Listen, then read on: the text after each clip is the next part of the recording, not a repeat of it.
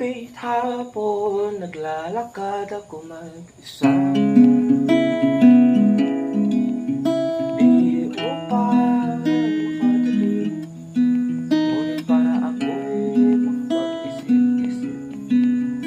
Pilihag isang bato at panoorin, lubog ito hanggang sa pinakamalalim.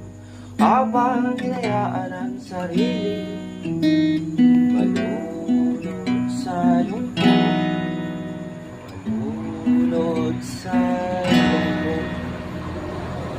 Kung sakaling mabalik mo sa akin, ay hayaan mo kong mag-ikay, luana para sa atin.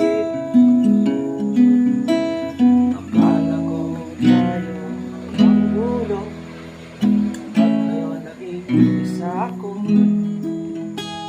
o diba